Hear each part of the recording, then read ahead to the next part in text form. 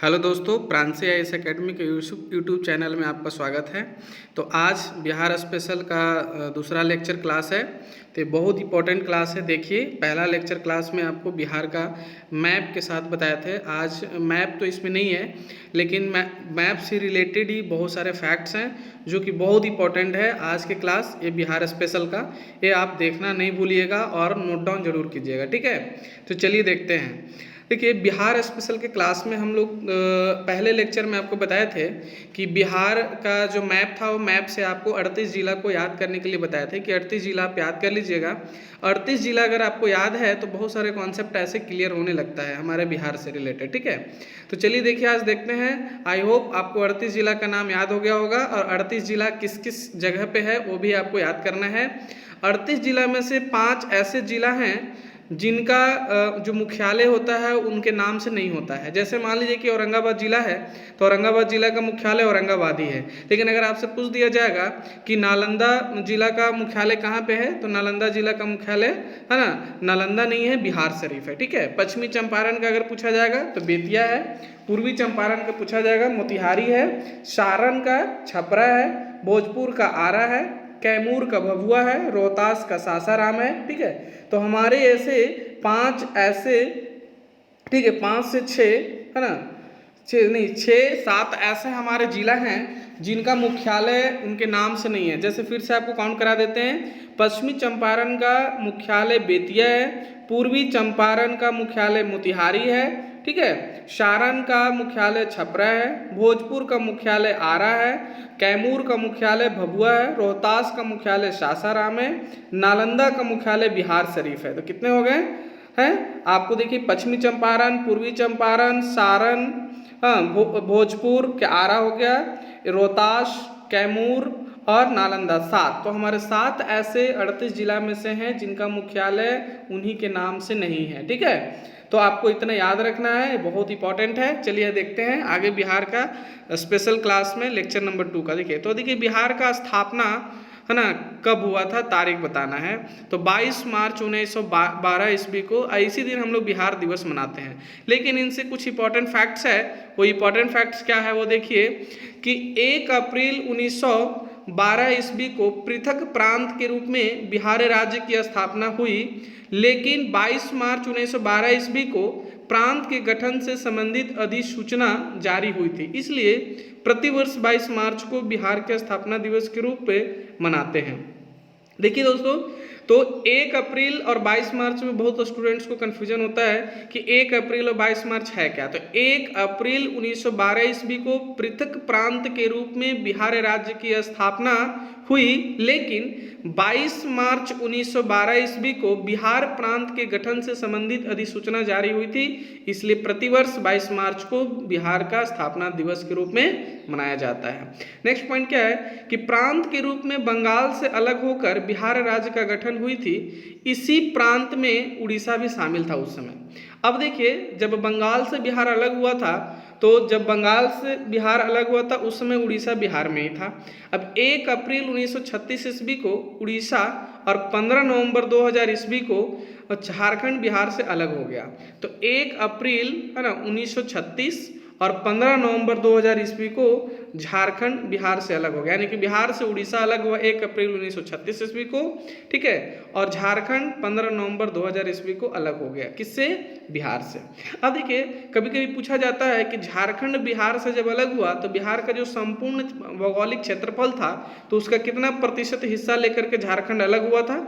तो झारखंड 45.85% बिहार के संपूर्ण भौगोलिक क्षेत्रफल का हिस्सा लेकर के भारत का 28वां राज्य बना था। तो झारखंड बिहार के संपूर्ण भौगोलिक क्षेत्रफल का 45.85% हिस्सा लेकर के भारत का 28वां राज्य बना था। क्लियर है? तो भारत का 28वां राज्य कौन बना? झारखंड, ठीक है।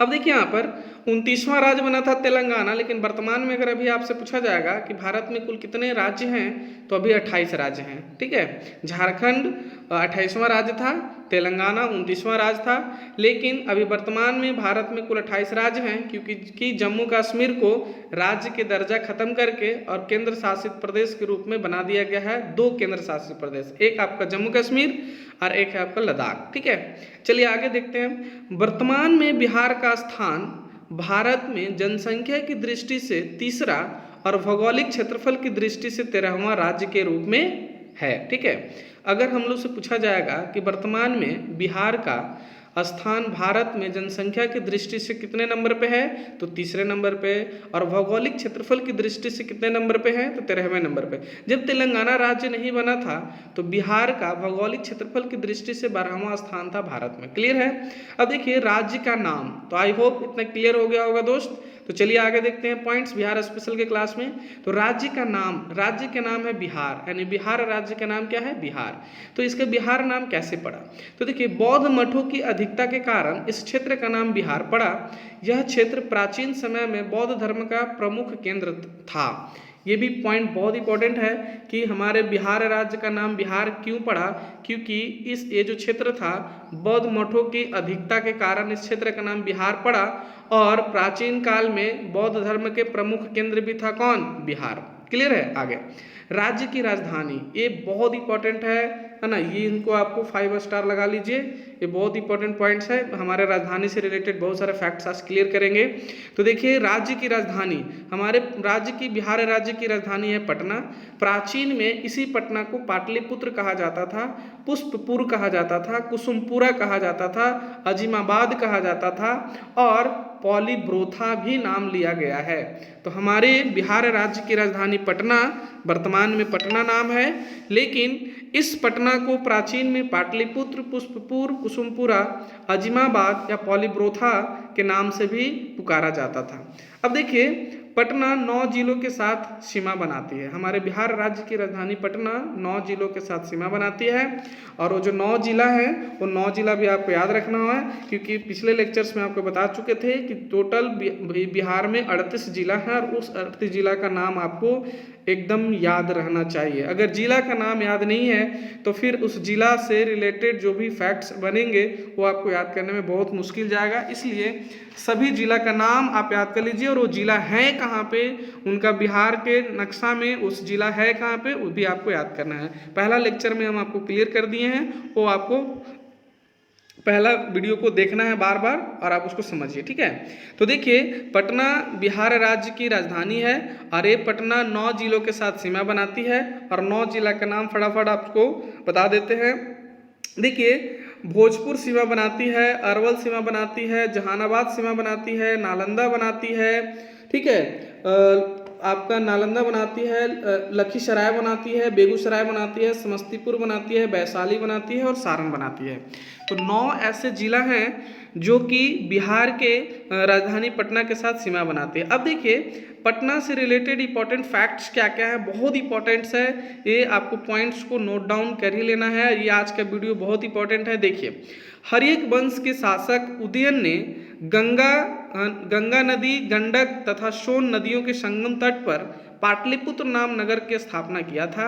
इसने राजधानी पाटलिपुत्र को बनाया था।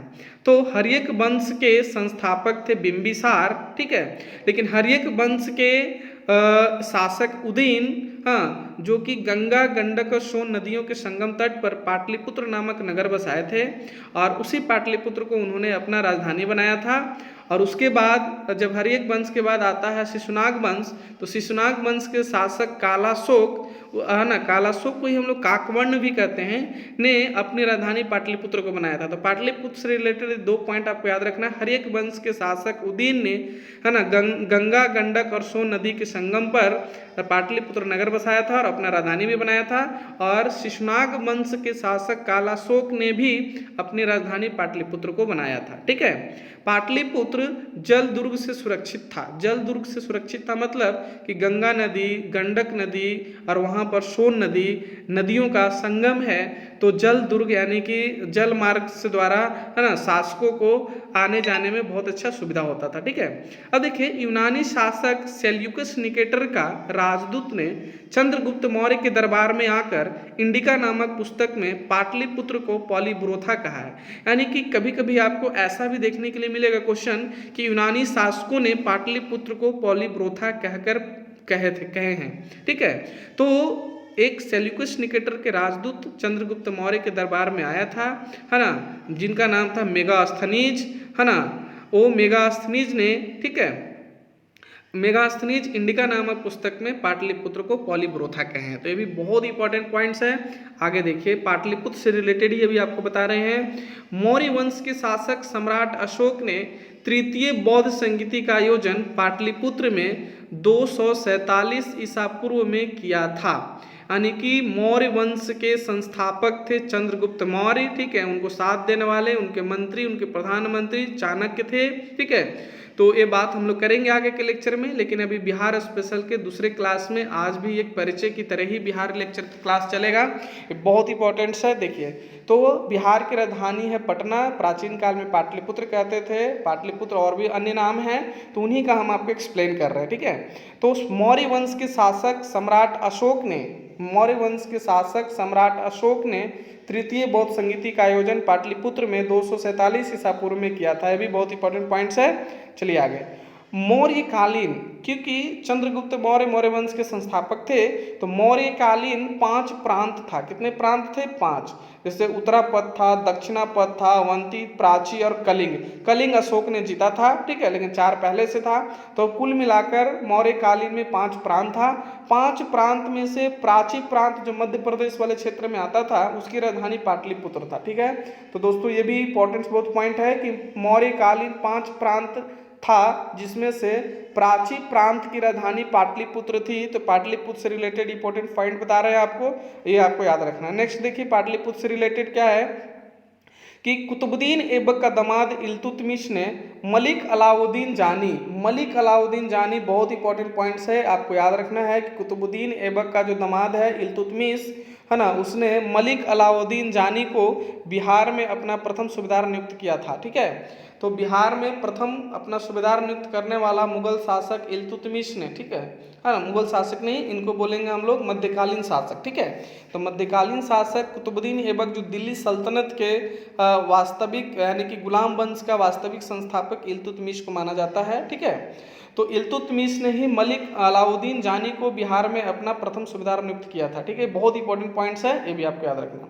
आगे देखिए, 1229-30 ईस्वी में मलिक अलाउद्दीन जानी बिहार तथा बंगाल को विभाजित कर दिया था। बंगाल और बिहार को विभाजित करने वाला मलिक अलाउद्दीन जानी था, जो कि इल्तुतमिश के द्वारा बिहार में सूबेदार नियुक्त किया गया था। ठीक है, आगे क्या हुआ, तो इल्तुतमिश का पुत्र नसीरुद्दीन महमूद ने अवध, बिहार तथा बंगाल, बंगाल को लखनौती भी कहते थे हम लोग, बंगाल को लखनौती नाम था, तो अवध, बिहार और बंगाल यानी लखनौती को एक कर दिया था, मिला दिया था। इल्तुतमिश का पुत्र नसीरुद्दीन महमूद ने अवध, बिहार और बंगाल को एक कर दिया था। आगे, अफगान शासक सुल्तान मोहम्मद बहार खान लोहानी, ठीक है, ये बहुत इंपॉर्टेंट पॉइंट्स है क्या, कि अफगान शासक सुल्तान मोहम्मद बहार खान लोहानी ने फरीद खां को शेर खां की उपाधि दिया था। देखिए, जब इतिहास के क्लास आपको करेंगे आगे के लेक्चर्स में तो बताएंगे, लेकिन यहाँ पर क्या है, थोड़े से फरीद खां से रिलेटेड इंपॉर्टेंट फैक्ट्स क्या है। देखिए, फरीद खां यानी कि शेर शाह सूरी का ही बचपन का नाम है फरीद खां। ठीक है, तो इन्होंने, ठीक है, आपके बिहार के जो सूबेदार हैं मोहम्मद बहार खान लोहानी, इनके साथ जा रहे थे और ये फरीद खां ने तलवार के दम पर शेर को मार देता है।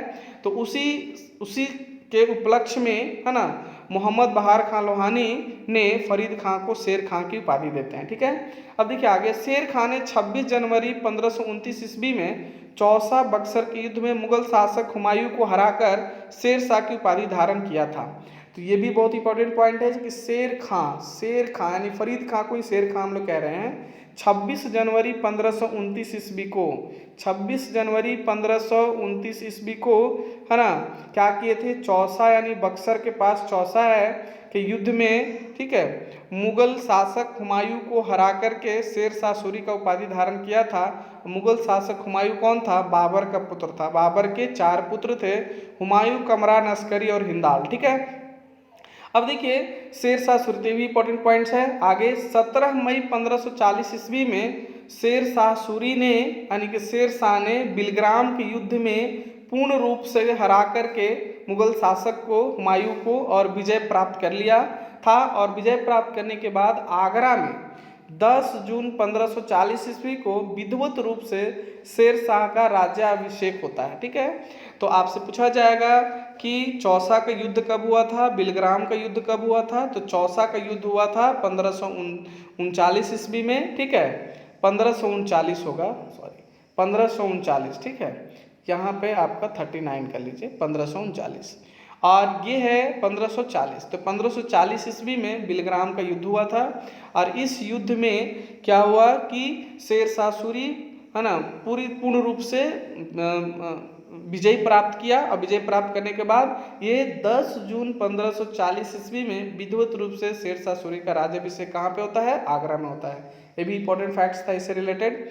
आगे देखिए शेर शाह सूरी ने 1541 ईस्वी में पाटलिपुत्र को पटना नाम दिया, क्योंकि अभी बिहार की राजधानी हम लोग पटना पढ़ रहे हैं और पटना से रिलेटेड ये पाटलिपुत्र से रिलेटेड फैक्ट आपको बता रहे हैं, बहुत इंपॉर्टेंट है जो आपको याद करना है। शेर शाह सूरी ने 1541 ईस्वी में पाटलिपुत्र को पटना नाम दिया, ठीक है, और अपने शासनकाल में पटना में दुर्ग बनवाया और 1541 ईस्वी में ही बिहार की राजधानी पटना को बनाया। तो बिहार की राजधानी को पटना यानी कि पाटलिपुत्र को पटना नाम देने वाला कौन, शेर शाह सूरी। कब दिया, 1541 ईस्वी में। और पटना में एक दुर्ग बनाया, दुर्ग बनाने के बाद अपनी राजधानी बनाया कौन, शेर शाह सूरी, ठीक है। तो पाटलिपुत्र को पटना नाम देने वाला शेर शाह सूरी 1541 ईस्वी में बिहार की राजधानी पटना को बनाया, ठीक है। आगे देखिए शेर शाह सूरी ने रोहतासगढ़ का किला बनवाया था, दिल्ली का किला एक कोहना नाम का मस्जिद भी बनवाया था। तो शेर शाह सूरी से रिलेटेड इंपॉर्टेंट फैक्ट्स क्या है कि रोहतासगढ़ का किला और दिल्ली का किला एक कोहना नामक मस्जिद कौन बनवाया, शेर शाह सूरी ने बनवाया। आगे देखिए 1711 ईस्वी में फर्रुखसियर बंगाल से बिहार आया था। तो 1711 ईस्वी में फर्रुखसियर, देखिए मुगल शासक यानी मुगल का स्थापना दिल्ली सल्तनत के बाद हमारे भारत में मुगल काल की शुरुआत होती है और उसके संस्थापक बाबर को माना जाता है। 1526 ईस्वी को बाबर ने पानीपत का युद्ध किया था, इब्राहिम लोदी को हराया था और मुगल साम्राज्य की सत्ता स्थापित किया था, ठीक है। तो मुगल औरंगजेब की बाद यानी कि औरंगजेब के मृत्यु के बाद आगे वाले उत्तराधिकारी जो थे उतने शक्तिशाली नहीं थे, उसी उत्तराधिकारी में से फर्रुखसियर भी था, ठीक है, मुगल शासक। तो 1711 ईस्वी में फर्रुखसियर बंगाल से बिहार आया था और फर्रुखसियर पहला ऐसा मुगल सम्राट था जिसका राज्याभिषेक पटना में 1713 ईस्वी में हुआ था। इसका शासनकाल 1712 से 1719 था, ठीक है। तो ये भी बहुत इंपॉर्टेंट पॉइंट है पटना से रिलेटेड कि मुगल शासक कौन था जिसका राज्याभिषेक पटना में किया गया है, बिहार की राजधानी पटना में। तो फर्रुखसियर को किया गया था, कहाँ से आया था, बंगाल से आया था। कब करवाया गया इसका राज्याभिषेक, तो 1713 ईस्वी में करवाया गया। ये बहुत इंपॉर्टेंट पॉइंट्स है, आगे देखिए हम, ठीक है। तो ये पाटलिपुत्र से रिलेटेड हम इतने सारे पॉइंट्स बता रहे थे आपको कि बिहार राज्य की राजधानी पटना है और प्राचीन नाम पटना का क्या है, पाटलिपुत्र है, ठीक है, पुष्पपुर है, कुसुमपुरा है, अजीमाबाद है और पॉलीब्रोथा है, ठीक है। तो ये आपको याद रखना है। आगे तो पाटलिपुत्र से रिलेटेड इंपॉर्टेंट फैक्ट्स था। अब आगे देखिए आगे क्या है कि हमारा राज्य प्रार्थना, बिहार के राज्य की प्रार्थना क्या है, तो मेरे रफ्तार में सूरज की किरणें राज करें, मेरे रफ्तार में सूरज की किरणें राज करें, बिहार राज्य की प्रार्थना है, आपको याद करना है। राज्य गीत क्या है ना, तो मेरे भारत के कंठहार तुझको सत सत वंदन बिहार, मेरे भारत के कंठहार तुझको सत सत वंदन बिहार, ये हमारे बिहार राज्य की गीत है। राजकीय भाषा क्या है? तो दो है राजकीय भाषा बिहार की। पहला राजकीय भाषा हिंदी है, दूसरा राजकीय भाषा उर्दू है। ये भी याद रखना है, पहला राजकीय भाषा हमारे देश, हमारे स्टेट का, हमारे राज्य का हिंदी, और दूसरा कौन है? उर्दू। और हिंदी और उर्दू मिश्रित भाषा को बिहारी भाषा कहते हैं, ये भी आपको याद करना है। राजकीय चिन्ह, बिहार का राजकीय चिन्ह बोधि वृक्ष है, जो कि दो स्वास्तिक के बीच स्थित है। बिहार का राजकीय चिन्ह बोधि वृक्ष है और दो स्वास्तिकों के बीच में स्थित है। बिहार राजकीय पक्षी क्या है? बिहार राजकीय पक्षी गौरैया है, और इस गौरैया को बिहार सरकार इस पक्षी के नाम पर एक मोबाइल ऐप है ना, सेव स्पैरो बनाई है। तो ये भी आपको याद रखना है कि बिहार सरकार ने अपने राजकीय पक्षी गौरैया के नाम पर है ना एक मोबाइल ऐप लॉन्च की है, जिसका नाम है सेव स्पैरो। सेव स्पैरो, ये आपको याद रखना है। बिहार का राजकीय पक्षी क्या है? गौरैया। अब राजकीय वृक्ष क्या है? तो बिहार का राजकीय वृक्ष है पीपल, और इसका नाम है ना, वैज्ञानिक नेम, बॉटेनिकल नेम जो भी बोलिए, कीकस है ना रेलिगोसा। कीकस रेलिगोसा पीपल का वैज्ञानिक नेम है। राजकीय पुष्प गेंदा है, मेरीगोल्ड या टैगेट्स कहते हैं इसको, ठीक है, मेरीगोल्ड, ये भी आपको याद रखना है। बिहार राज्य की है ना राजकीय मछली कौन है? तो मांगुर है। बिहार राज्य की मांगुर है, ये भी आपको याद करना है। राजकीय पशु क्या है? तो बैल, बैल, बॉस टॉरस, बॉस टॉरस बैल है ना। ज्यामितीय आकृति देखिए, बिहार की ज्यामितीय आकृति आयताकार है। बिहार के कुल क्षेत्रफल 94,163 वर्ग किलोमीटर है, और भारत के कुल भौगोलिक क्षेत्रफल का 2.16% है। आपसे पूछा जाएगा कि बिहार राज्य की है ना क्या क्षेत्रफल क्या है? तो 94,163 वर्ग किलोमीटर है, जो कि भारत के कुल भौगोलिक क्षेत्रफल का 2.86% है। और भारत का कुल भौगोलिक क्षेत्रफल 32,87,263 किलोमीटर स्क्वायर, 32,87,263 किलोमीटर स्क्वायर है भारत के कुल भौगोलिक क्षेत्रफल, ठीक है। अब देखिए औसत वार्षिक वर्षा, हमारे बिहार में औसत वार्षिक वर्षा 125 सेंटीमीटर प्रति वर्ष होती है। हमारे बिहार में प्रतिवर्ष औसत वार्षिक वर्षा 125 सेंटीमीटर प्रति वर्ष होती है, ठीक है। आगे देखिए, हमारे बिहार राज्य जो है इसकी समुद्री तट से दूरी 200 किलोमीटर है। तो बिहार राज्य की समुद्री तट से दूरी 200 किलोमीटर है, जबकि समुद्री तल से बिहार राज्य की ऊंचाई 173 फीट यानी 53 मीटर है। बिहार गंगा हुगली नदी मार्ग द्वारा समुद्र से जुड़ी हुई है। बिहार गंगा हुगली नदी के द्वारा समुद्र मार्ग से जुड़ी हुई है। कौन? बिहार, ठीक है। देखिए आपको गंगा नदी निकलती है उत्तराखंड से, और उत्तराखंड से निकल करके बांग्लादेश होते हुए जाके बंगाल की खाड़ी में गिर जाती है, और पश्चिम बंगाल में गंगा नदी का एक धारा साथ छोड़ देता है, इसी को हुगली नदी कहते हैं। हुगली नदी के किनारे कलकत्ता शहर बसा हुआ है। हुगली नदी के किनारे ही हल्दिया बंदरगाह है ना। हुगली नदी के किनारे ही, और इधर में देखिए इधर एक छोटा नागपुर का पठार है। इसी छोटा नागपुर के पठार से एक नदी जाती है, उस नदी का नाम है दामोदर नदी। तो ये हुगली नदी और ये गंगा नदी के द्वारा यहाँ पर बिहार जुड़ा हुआ है समुद्री मार्ग से, और बिहार समुद्री तट से दूरी कितना है? 200 किलोमीटर है, और तल समुद्री तल यानी बंगाल की खाड़ी, समुद्र यानी क्या? बंगाल की खाड़ी। तो हमारी हुगली नदी बंगाल की खाड़ी में जल गिराती है। तो बंगाल की खाड़ी से यानी कि बिहार की दूरी, औसतन दूरी 200 किलोमीटर है, और बिहार की जो बंगाल की खाड़ी है इसकी तल से ऊंचाई कितना है? 173 फीट है, और अगर मीटर में बोला जाए तो 53 मीटर है, ठीक है, याद रखना। और राजकीय मेघा दिवस, बिहार का राजकीय मेघा दिवस 3 दिसंबर को मनाई जाती है। तो ये किसके उपलक्ष्य में मनाई जाती है? तो डॉक्टर राजेंद्र प्रसाद भारत के प्रथम राष्ट्रपति थे, ठीक है। और ये डॉक्टर राजेंद्र प्रसाद के बारे में आपको इकोनॉमिक्स के लेक्चर में बता चुके हैं, पीछे वाला लेक्चर में आप देख लीजिएगा। डॉक्टर राजेंद्र प्रसाद का जन्मदिन के अवसर पर बिहार विद्यालय परीक्षा समिति के द्वारा यह निर्णय लिया गया है कि राजकीय मेघा दिवस 3 दिसंबर को मनाई जाएगी, ठीक है। ये भी बहुत इंपॉर्टेंट पॉइंट्स है। आगे देखिए, बिहार राज्य की सीमा से लगे राज्य, बिहार राज्य की सीमा से लगे राज्य 3 हैं, ठीक है। उत्तर प्रदेश, झारखंड और पश्चिम बंगाल। हमारे उत्तर प्रदेश, झारखंड और पश्चिम बंगाल ये 3 ऐसे पड़ोसी राज्य हैं जो कि बिहार के साथ सीमा बनाते हैं। और बिहार राज्य के साथ है ना सीमा बनाने वाला एक ही देश है जो कि नेपाल है। कौन है? नेपाल।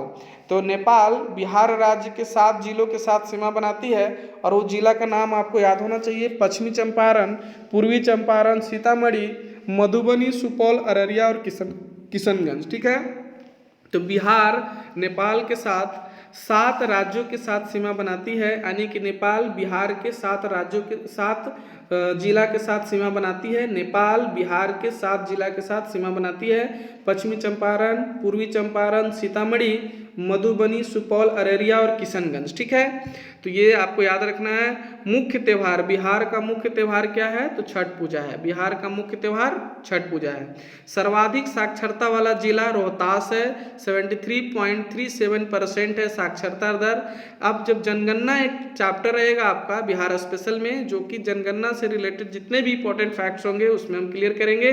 बस एक बीच में आपको एक इंक्लूड कर लिए बस साक्षरता के लिए। आगे देखिए, सर्वाधिक जनसंख्या वाला जिला पटना है। सर्वाधिक जनसंख्या वाला जिला कौन है? पटना।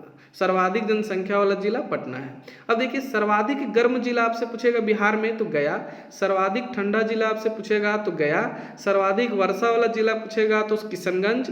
और सर्वाधिक सबसे कम वर्षा वाला जिला पूछेगा तो औरंगाबाद, है ना। तो सर्वाधिक सबसे कम वर्षा वाला जिला औरंगाबाद, सर्वाधिक वर्षा वाला जिला किशनगंज, और सबसे गर्म जिला कौन हो गया? तो गया। और सबसे ठंडा जिला भी कौन हो गया? गया। सबसे गर्म जिला गया, सबसे ठंडा जिला भी गया। ठीक है, अब देखिए डॉल्फिन दिवस। बिहार में डॉल्फिन दिवस कब मनाया जाता है? तो 5 अक्टूबर को डॉल्फिन दिवस मनाया जाता है। और ये डॉल्फिन दिवस से रिलेटेड कुछ इंपॉर्टेंट फैक्ट्स क्या है कि विक्रमशिला गांगे डॉल्फिन अभ्यारण्य भागलपुर में स्थित जलीय जीव अभ्यारण्य है और ये लगभग 60 किलोमीटर की दूरी में बनाई गई है। कितना है? 60 किलोमीटर। तो विक्रमशिला गांगे डॉल्फिन अभ्यारण्य भागलपुर में स्थित जलीय जीव अभ्यारण्य है। क्लियर है? ये भी पॉइंट्स आपको याद रखना है। नेक्स्ट पॉइंट देखिए, बिहार राज्य के पश्चिमी चंपारण जिला में वाल्मीकि नगर राष्ट्रीय उद्यान है। बिहार राज्य के पश्चिमी चंपारण, आपको बताया कि बिहार के 38 जिला अदम आपको याद कर लेना है क्योंकि 38 जिला बहुत इंपॉर्टेंट है। तो पश्चिमी चंपारण आपसे देखिए, बिहार का जो 38 जिला है उस 38 जिला में से अगर आपसे पूछा जाएगा कि पश्चिमी चंपारण सबसे उत्तरी जिला हो गया, सबसे उत्तरी जिला पश्चिमी चंपारण, सबसे पूर्वी जिला किशनगंज होता है, और सबसे अगर पूछा जाएगा कि पश्चिमी जिला कौन है तो कैमूर, और सबसे दक्षिणी जिला अगर पूछेगा तो गया। सबसे दक्षिणी जिला गया। ठीक है, तो हमारे बिहार के जो 38 जिला हैं वो 38 जिला का नाम आपको याद करना है। और 38 जिला जब आपको नाम याद रहेगा तो बिहार स्पेशल के क्लास में आपको है ना हर प्रत्येक जिला का स्पेशल क्लास हम लेके आएंगे। जैसे मान लो औरंगाबाद जिला है, पटना जिला है, गया जिला है, नवादा जिला है, ठीक है, जमुई है, बांका है, भागलपुर है, कटिहार है, पूर्णिया है, किशनगंज है, सुपौल, अररिया है। तो प्रत्येक जिला का एक अलग अलग लेक्चर क्लास होगा और उस प्रत्येक जिले में जो स्पेशल होंगे उस जिला से रिलेटेड जितने भी फैक्ट्स बनता होगा वो सारे फैक्ट्स को हम इंक्लूड करेंगे। तो जिला आप दोस्तों लोग याद कर लीजिए, जिला बहुत इंपॉर्टेंट है। आगे देखिए, तो बिहार राज्य के पश्चिमी चंपारण जिला में वाल्मीकि नगर राष्ट्रीय उद्यान है। यह बिहार का पहला टाइगर रिजर्व भी है। तो आपसे पूछा जाएगा कि बिहार का पहला टाइगर रिजर्व कौन है? तो वाल्मीकि नगर राष्ट्रीय उद्यान पश्चिमी चंपारण। और बिहार का दूसरा टाइगर रिजर्व कैमूर जिला में बनाया जाएगा। ठीक है, तो बिहार का दूसरा टाइगर रिजर्व कैमूर जिला में बनाया जाएगा। कैमूर जिला रोहतास का पड़ोसी कैमूर जिला का मुख्यालय कहाँ पे है? भभुआ। रोहतास का सासाराम। ठीक है, अब देखिए लोकसभा सीट। तो बिहार में लोकसभा के सदस्यों की संख्या कितनी होती है बिहार से? तो 40। तो बिहार से लोकसभा सदस्यों की सीटों की संख्या कितनी है? 40। और राज्यसभा में सीटों की संख्या कितनी है? 16। तो देखिए संसद, आप संसद के बारे में, संसद है एक और ये है संसद। और संसद के 3 अंग होते हैं, एक होते हैं राष्ट्रपति, एक होता है राज्यसभा, एक होता है आपका लोकसभा। ठीक है, तो संसद हमारे आर्टिकल 79 में उल्लेखित है। ठीक है, और राज्यसभा है 80 आर्टिकल 80 में, और लोकसभा है आर्टिकल 81 में। ठीक है, और राष्ट्रपति के बारे में आर्टिकल 52 में। तो लोकसभा की सीट है हमारे बिहार से 40, राज्यसभा की सीट है 16। तो तो ये आपकी इंपॉर्टेंट पॉइंट याद रखना है। लोकसभा है ना निम्न सदन होता है, राज्यसभा उच्च सदन होता है। आइए देखते हैं और भी अभी इंपॉर्टेंट पॉइंट्स है। लोकसभा में अनुसूचित जाति के लिए आरक्षित सीटें 6 हैं। तो हमारे बिहार राज्य से लोकसभा में अनुसूचित जाति के लिए आरक्षित सीटें 6 हैं। अरे आरक्षित सीट 6 आपको याद रखना है कि टोटल 40 में से 6 ऐसे सीट होंगे जो कि अनुसूचित जाति के लिए है हमारे लोकसभा सदस्यों की संख्या में बिहार से, ठीक है। और कौन कौन क्षेत्र से वो आते हैं, तो गोपालगंज से आते हैं। देखिए दोस्तों, वो गोपालगंज से आते हैं। उसके बाद कहाँ से आएंगे वो, देखिए गोपालगंज से आएंगे, हाजीपुर से आएंगे, समस्तीपुर, जमुई, गया और सासाराम। तो गोपालगंज, हाजीपुर, समस्तीपुर, जमुई, गया और सासाराम से अनुसूचित जाति के सीट रिजर्व है लोकसभा में। टोटल कितने सीट, 6 सीट। अब ये विधानमंडल का उल्लेख आर्टिकल नंबर 168 में किया गया है। बिहार का विधानमंडल द्विसदनीय है, ठीक है। और द्विसदनीय में एक है विधान परिषद और एक है आपका विधानसभा। विधान परिषद का उल्लेख आर्टिकल नंबर 169 में दिया हुआ है और आपका विधानसभा दिया हुआ है आर्टिकल 170 में। तो विधान परिषद में कुछ इंपॉर्टेंट पॉइंट्स क्या है, तो विधान परिषदों में कुल सदस्यों की संख्या 75 है। यह एक अस्थायी सदन होता है, उच्च सदन होता है। इसमें सदस्यों का चुनाव 6 वर्ष के लिए किया जाता है। इनकी न्यूनतम आयु 30 वर्ष होती है। विधान परिषद में सदस्यों की संख्या 75। बिहार विधान परिषद में सदस्यों की संख्या 75 है। इनमें चुने गए सदस्यों के लिए न्यूनतम आयु 30 वर्ष होनी चाहिए। इनका कार्यकाल 6 वर्ष के लिए होता है। ये एक अस्थायी सदन है, उच्च सदन है, ठीक है। अब आइए विधानसभा। तो बिहार का जो विधानसभा है वो विधानसभा का उल्लेख हमारे आर्टिकल 170 में है और इसमें कुल सदस्य 243 होते हैं। तो बिहार का विधानसभा में कुल सदस्यों की संख्या 243 है और इनका कार्यकाल 5 वर्ष का होता है। एक निम्न सदन होता है। इन सदस्यों में से अनुसूचित जाति के लिए 40 सीट है और अनुसूचित जनजाति के लिए 2 सीट है। तो दोस्तों, हमारे बिहार के विधानसभा में टोटल सीटों की संख्या 243 है। उनका कार्यकाल 5 वर्ष का होता है। कुल सदस्यों में से अनुसूचित जाति 40 है और अनुसूचित जनजाति सीटों की संख्या 2 है, ठीक है। और वो अनुसूचित जनजाति जो सीटों की संख्या 2 है, तो उनमें से कौन कौन है, तो कटोरिया और मनिहारी 2 ऐसे हमारे विधानसभा क्षेत्र है जहां से अनुसूचित जनजाति ही चुने जाएंगे। अब ये देखिए, भारतीय संविधान के अनुसार बिहार में प्रथम आम चुनाव 1952 ईस्वी में हुई थी। बिहार का प्रथम राज्यपाल जयराम दास दौलत राम थे। तो जयराम दास दौलत राम बिहार के प्रथम राज्यपाल थे, ये भी आपको याद रखना है। अब देखिए, पूरे बिहार 9 प्रमंडलों में बटा हुआ है, यानी कि प्रमंडलों की संख्या, प्रमंडल को कमिश्नरी भी कहा जाता है। तो बिहार में कुल प्रमंडलों की संख्या 9 है और इन कुल प्रमंडलों की संख्या 9 आपको याद रखना है। तो देखिए, एकदम हम टॉप से पश्चिमी चंपारण से लेकर के चल रहे हैं ऐसे, ठीक है। तो देखिए, ऊपर में है तिरहुत प्रमंडल। तिरहुत प्रमंडल के बाद आते हैं तो हम लोग सारण प्रमंडल के बाद आते हैं तो पटना प्रमंडल के नीचे आते हैं मगध प्रमंडल के राइट चलते हैं इधर में तो आता है हमारा भागलपुर प्रमंडल, और भागलपुर प्रमंडल के ऊपर में मुंगेर प्रमंडल, और उसके ऊपर में आता है पूर्णिया प्रमंडल। उसके बाद आता है दरभंगा प्रमंडल और कोसी प्रमंडल, ठीक है। तो टोटल 9 प्रमंडल है और हमारे 9 प्रमंडलों में 38 जिला आ जाते हैं, ठीक है। तो 3 ऐसे बिहार के प्रमंडल हैं जिनमें 6 जिला समिहित है, ठीक है। तो तिरहुत में 6 जिला हैं, पटना में 6 जिला हैं, मुंगेर में 6 जिला हैं। हम औरंगाबाद जिला मगध प्रमंडल में आता है और मगध प्रमंडल में 5 जिला आते हैं और सबसे कम 2 जिला के साथ प्रमंडल है भागलपुर प्रमंडल, भागलपुर और बांका जिला। तो भागलपुर और बांका जिला है ना, भागलपुर प्रमंडल में आता है। तिरहुत प्रमंडल में 6 जिला आते हैं, पटना प्रमंडल में 6 जिला आते हैं, मुंगेर प्रमंडल में 6 जिला आते हैं, मगध प्रमंडल में 5 जिला आते हैं, ठीक है। तो बिहार 9 प्रमंडलों में बटा हुआ है। तो बिहार में कुल कितने प्रमंडल हैं, तो 9 प्रमंडल हैं। आगे देखिए, बिहार प्रशासनिक व्यवस्था। बिहार की जो प्रशासनिक व्यवस्था है, ये प्रशासनिक व्यवस्था किस रूप से है, कैसी बटी हुई है बिहार की प्रशासनिक व्यवस्था। तो बिहार की जो प्रशासनिक व्यवस्था है, ये बिहार की प्रशासनिक व्यवस्था है ना, मुख्य रूप से 4 पार्टों में ऐसे बटी हुई है पंचायत व्यवस्था को छोड़ करके, ठीक है। ये प्रशासनिक व्यवस्था में पहला आपको याद रखना है प्रमंडलीय प्रशासन। तो प्रमंडलीय प्रशासन में टोटल 9 प्रमंडल होता है और इसका प्रधान प्रमंडलीय आयुक्त होते हैं। तो प्रमंडलीय आयुक्त इसके प्रमुख होते हैं, प्रधान होते हैं।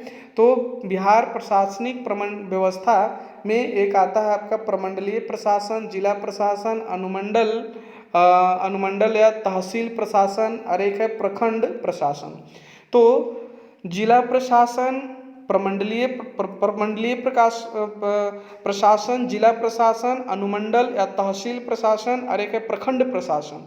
तो 4 ऐसे प्रशासन है जो कि हमारा प्रशासनिक व्यवस्था को हैंडल करती है पूरे बिहार में। तो बिहार में कुल प्रमंडलों की संख्या 9 है। तो बिहार में कुल प्रमंडलों की संख्या कितनी है? तो 9। तो हमारे बिहार में कुल प्रमंडलों की संख्या 9 है और उन प्रमंडलों की संख्या 9 में से पूछा जाएगा आपसे कि इसका प्रमुख प्रधान कौन होता है? तो आयुक्त, मंडलीय आयुक्त होते हैं, ठीक है, जो कि जिलाधिकारियों एवं न्यायालयों के कार्यों को पर्यवेक्षण करते हैं। तो हमारे जो प्रमंडलीय आयुक्त होते हैं वो जो 9 प्रमंडल है उस प्रमंडल के अंदर में जो जिलाधिकारी होते हैं न्यायालय के कार्यों का पर्यवेक्षण भी वो करते हैं, ठीक है। कौन? तो प्रमंडलीय आयुक्त करते हैं। और प्रशासनिक व्यवस्था में आइए जिला प्रशासन। तो हमारे बिहार में टोटल 38 जिला है और 38 जिला में जो कि जिला प्रशासन होता है उसका प्रमुख प्रधान, जिसको जिलाधिकारी भी कहते हैं हम लोग, जिलाधिकारी, ठीक है। इन जिलाधिकारी को हम लोग डीएम भी कहते हैं, डीसी भी कहते हैं, ठीक है। तो आइए देखिए जिला प्रशासन टोटल बिहार में 38 जिला है और 38 जिला है तो इसका प्रधान कौन होगा? जिलाधिकारी होगा, जो कि यूपीएससी के थ्रू ये आते हैं। अब देखिए यूनियन पब्लिक सर्विस कमीशन, ठीक है। अब देखिए यहाँ पे अनुमंडल या तहसील प्रशासन। अनुमंडल या तहसील प्रशासन दोस्तों क्या होता है? ये भी बहुत इंपॉर्टेंट है। और आज जो हम लोग बीपीएससी की तैयारी कर रहे हैं तो बीपीएससी की तैयारी में जो सबसे हाईएस्ट पोस्ट होता है वो अनुमंडल या तहसील प्रशासन का ही पोस्ट होता है, जिसको हम लोग एसडीएम कहते हैं, सब डिविजनल मजिस्ट्रेट, ठीक है। तो सब डिविजनल मजिस्ट्रेट जिसको अनुमंडल पदाधिकारी कहते हैं और अनुमंडल पदाधिकारी को ही एसडीएम कहा जाता है। और ये जो एसडीएम हैं इनको तहसील प्रशासन भी कहा जाता है। तो हमारे बिहार में कुल अनुमंडलों की संख्या 101 है, ठीक है। और इन 101 अनुमंडलों में आइए बात करते हैं कि 101 जो अनुमंडल है हमारा, इस 101 अनुमंडलों में इनमें से इनका इम्पोर्टेंट और भी क्या पॉइंट्स निकलता है। तो देखिए हमारे जो कुल अनुमंडल हैं उस अनुमंडल 101 में से इनका जो प्रमुख प्रधान होता है अनुमंडल पदाधिकारी, जिसको सब डिविजनल मजिस्ट्रेट एसडीएम कहते हैं।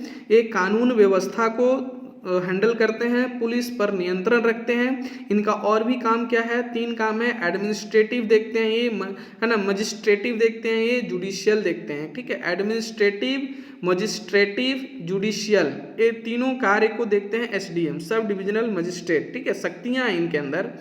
अब देखिए पूर्वी चंपारण और पटना, पूर्वी चंपारण और पटना 2 ऐसे बिहार के जिला हैं जहां पर 6-6 अनुमंडल हैं।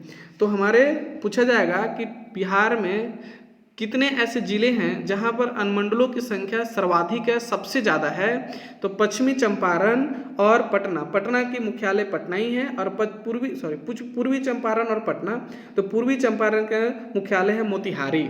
तो मोतिहारी पूर्वी चंपारण का मुख्यालय है और पटना का मुख्यालय पटना ही है। तो ये 2 ऐसे बिहार के जिला हैं जहाँ पर अनुमंडलों की संख्या 6-6 है, ठीक है। औरंगाबाद में अनुमंडलों की संख्या 2 है, एक है आपके दाऊद नगर अनुमंडल, एक औरंगाबाद सदर अनुमंडल।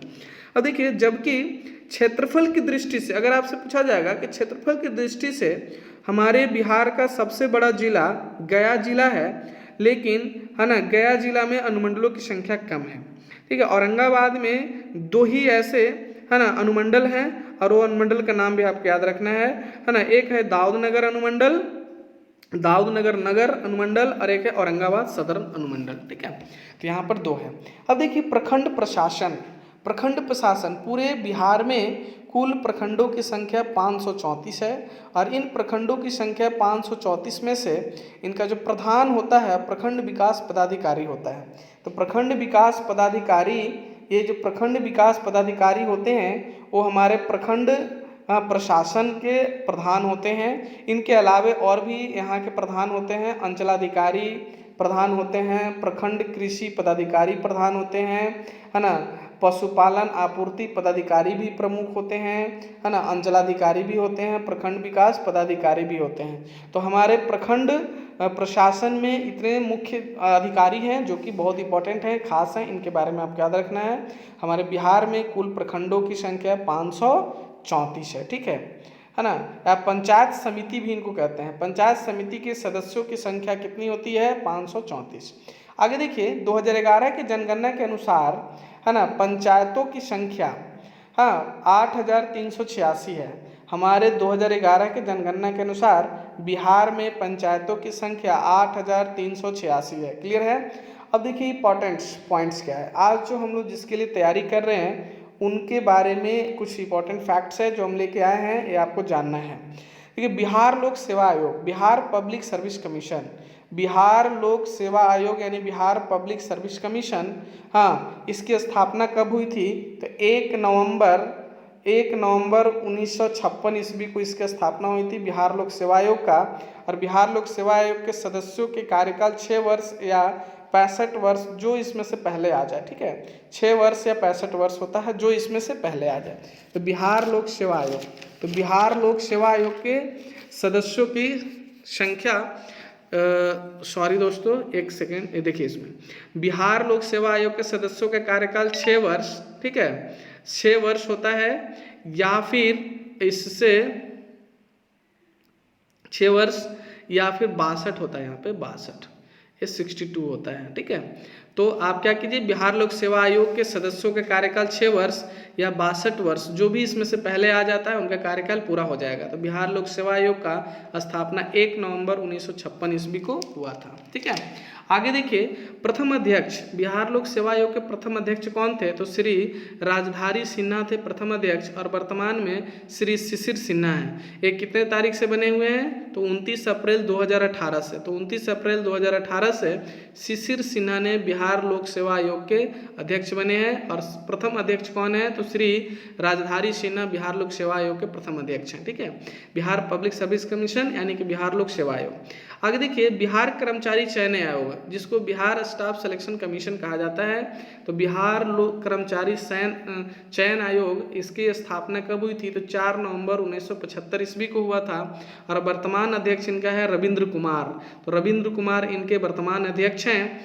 और बिहार कर्मचारी चयन आयोग में एक अध्यक्ष और 2 अन्य सदस्य होते हैं। एक अध्यक्ष और 2 अन्य सदस्य होते हैं बिहार लोक कर्मचारी चयन आयोग में। क्लियर है?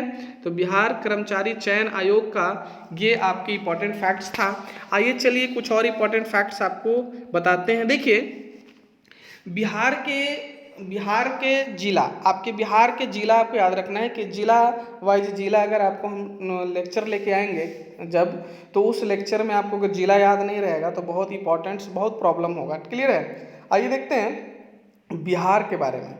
तो देखिए बिहार का, अगर बिहार का हम लोग नक्शा देखें, ये बिहार का नक्शा अगर ऐसे रफली अगर बनाते हैं तो ये बिहार का नक्शा है ऐसे, ठीक है, ये बिहार का ऐसे नक्शा हो गया।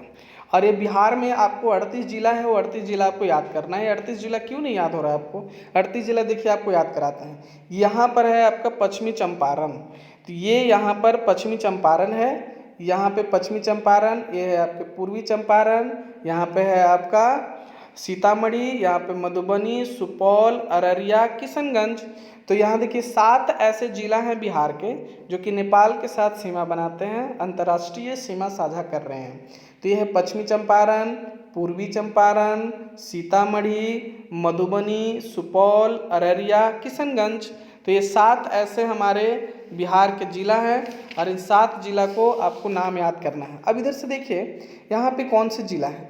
अब देखिए ये जिला है हमारा गोपालगंज, गोपालगंज के नीचे आएंगे तो सिवान, सिवान के नीचे आएंगे तो सारण, सारण के जब नीचे इधर आएंगे तो आपको यहाँ मिलेगा इधर बक्सर, बक्सर के इधर आएंगे तो इधर मिलेगा भोजपुर, भोजपुर के यहाँ नीचे आएंगे तो यहाँ कैमूर, कैमूर के इधर आएंगे तो आपको मिलेगा रोहतास। तो देखिए इधर इंपॉर्टेंट जिला का नाम आपको याद करा रहे हैं। पश्चिमी चंपारण, पश्चिमी चंपारण के दक्षिण में जब आइएगा तो आपका मिलेगा गोपालगंज, गोपालगंज के नीचे आएंगे तो सिवान, सिवान के नीचे आएंगे तो सारण, सारण के जब नीचे आएंगे तो भोजपुर, भोजपुर के जब इधर जाएंगे तो आप बक्सर, बक्सर के यहाँ पर आएंगे कैमूर, और यहाँ पर आएंगे तो आपको रोहतास। ठीक है, अब ये जो जिला हैं ये जिला आपको उत्तर प्रदेश के साथ सीमा साझा कर रहे हैं। अब देखिए इधर से जिला कितने हैं, तो इधर अगर कैमूर को काउंट करेंगे, रोहतास को काउंट करेंगे, तो फिर इसके बाद आएगा औरंगाबाद, इसके बाद यहाँ आएगा गया, गया के बाद नवादा, नवादा के बाद आएगा आपका जमुई, जमुई के बाद आएगा बांका, और बांका के ऊपर में जाएंगे तो भागलपुर,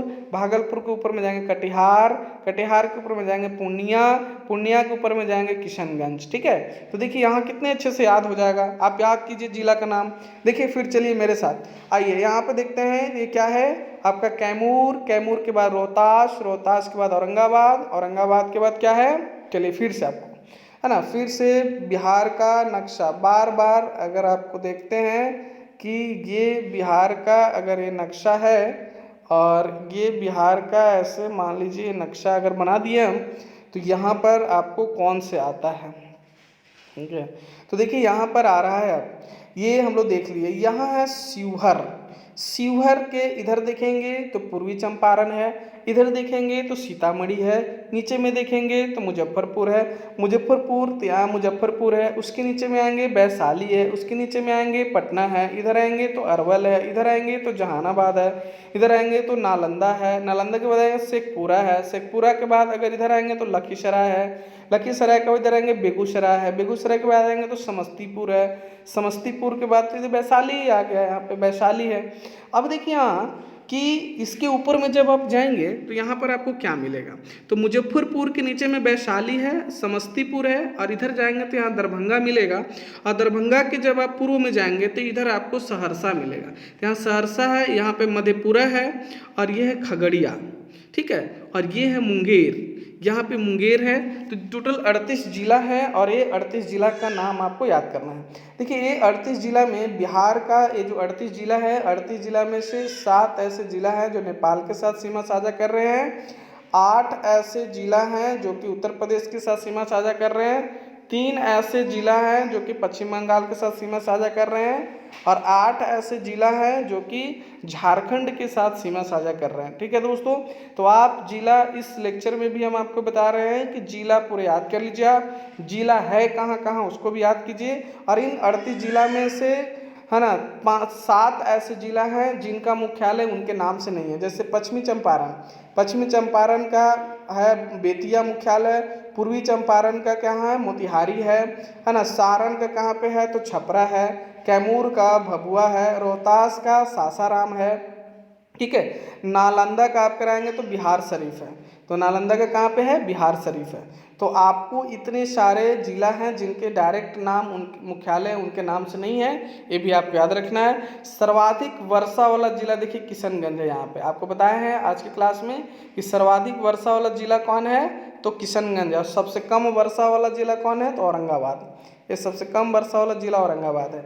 अगर देखेंगे ऐसे तो उत्तर से दक्षिण की जो लंबाई है, ये बिहार की जो लंबाई है उत्तर से दक्षिण की ओर वो है 345 किलोमीटर। कितना है 345 किलोमीटर। अगर इस तरह से चौड़ाई देखेंगे तो 483 किलोमीटर है, 483 किलोमीटर है।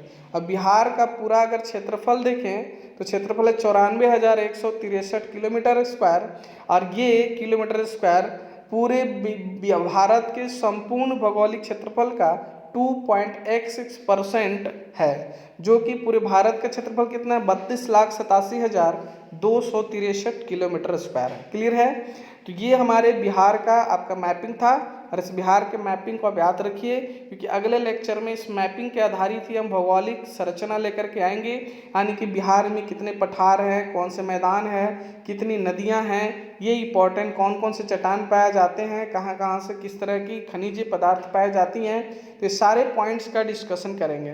तो दोस्तों हमारे channel Pranshi IAS academy, Pranshi IAS academy के यूट्यूब चैनल को आप सब्सक्राइब कर लीजिए और इसको आप देखते रहिए। ठीक है, एक आध दिन गैप होता है अगर लेक्चर आने में, तो उसमें घबराना नहीं है, लेकिन जो भी आपको लेक्चर अपलोड होगा वो बहुत सॉलिड होगा और बहुत इंपॉर्टेंट होगा, और आपका एक बार में कॉन्सेप्ट क्लियर हो जाएगा। अगर कहीं डाउट आता है तो हमारे कमेंट बॉक्स में कमेंट्स ज़रूर कीजिए, ठीक है। उसका रिप्लाई हम देंगे आपको। और मेरा व्हाट्सअप नंबर भी है, उस व्हाट्सअप नंबर से भी आप अपने डाउट्स को क्लियर कर सकते हैं मैसेज करके। मेरे व्हाट्सअप नंबर क्या है कि 9386 ठीक है। तो 9386309864 और कॉन्टैक्ट नंबर तो आपके वीडियो में दिया ही हुआ है ना। आप अपने नोट डाउन कीजिए कॉपी में इसको अच्छे से और बनाइए, क्योंकि बिहार के अगर जब तक आपको जिला अगर याद नहीं होंगे तो जिला याद नहीं होंगे तो आपके आगे का डाउट्स क्लियर नहीं होगा। क्योंकि जिला ही याद रहेगा तो वहाँ से रिलेटेड वहाँ का झील, वहाँ के नदी, वहाँ के सारे आपके पठार और मैदान, हाँ वहाँ से क्या निकलता है, कौन से मिल है, ये सब क्लियर होगा। तो बार बार कह रहे हैं, लेक्चर 1 में भी आपको बता चुके हैं, लेक्चर 2 है, ये लेक्चर 2 में आपको इतने सारे हैं। तो आज के लिए इतना ही दोस्तों, थैंक यू।